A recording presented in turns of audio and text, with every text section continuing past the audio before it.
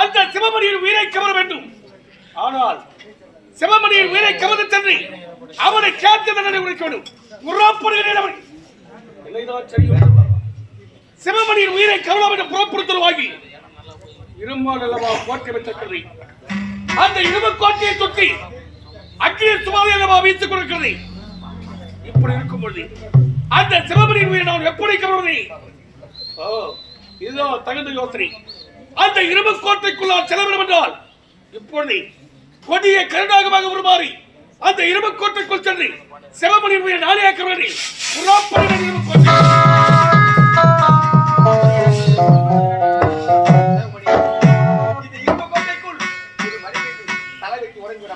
நான் இருக்கின்றேன். உன்னை காப்பாற்ற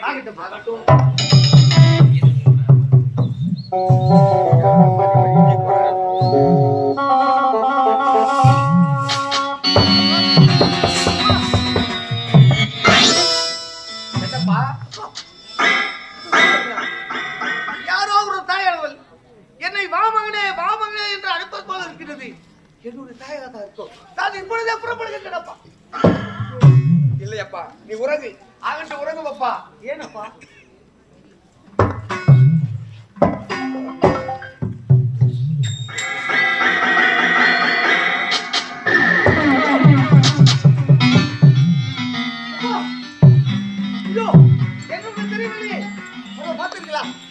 ஒரு நாகம் கருநாகம் என்னை கழிப்பதற்காக என்னையே துரத்து கொண்டு வருகின்றதப்பா. எனக்கு பயமா இருக்கப்பா. வேண்டாப்பா, நீங்க போய்விடலாமாப்பா. இந்த இரும்பு கோட்டைக்குள் ஒரு கருணாகப்பட்டது உன்னை கடிப்பதற்கு ஓடி வருகிறதா? ஆமாப்பா. இந்த பாவி கண்களுக்கு தெரியவில்லை.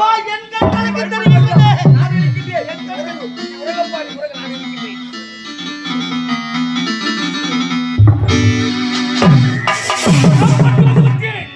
இரும்பு கோட்டைக்குள்ளே சிவமணியின் உயிரை இப்பொழுதே கவர வேண்டும். ஆகினால் பார்த்துக்கிறவனுக்கு அவன் உயிரை கவர்ந்து விடுகிறேன்.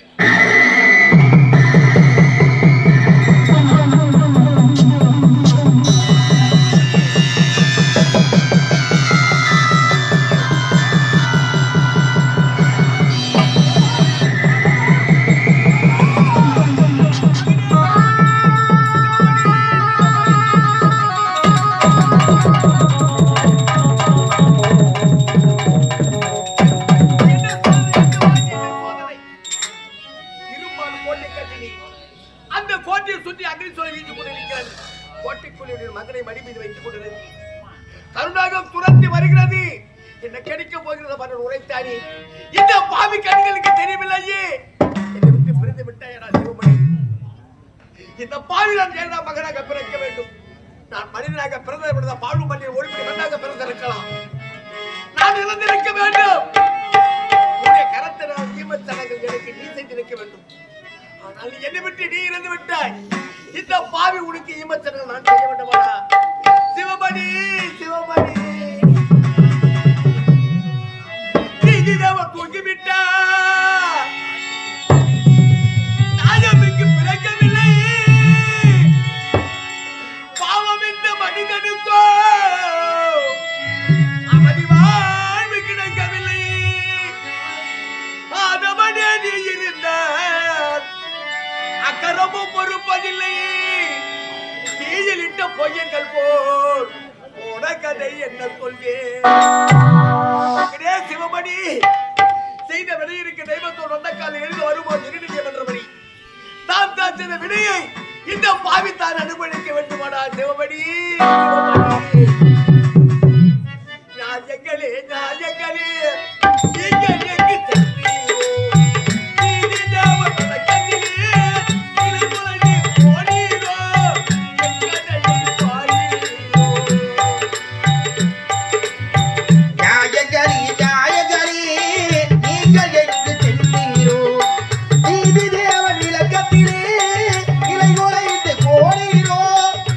கதையை பாரீரோ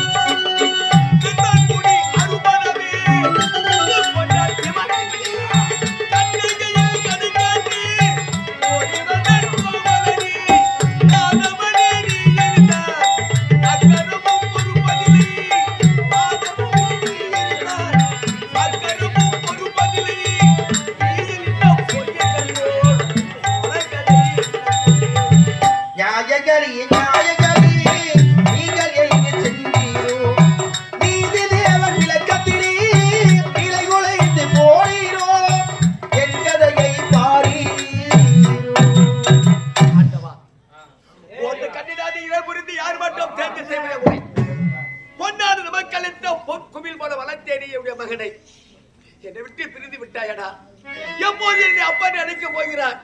நான் எப்போது உன்னை மகனே சிவமணி என்று நான் அழைக்கப் போகிறேன்? தவமாய் தவம் இருந்து துணையாக வந்த கிளி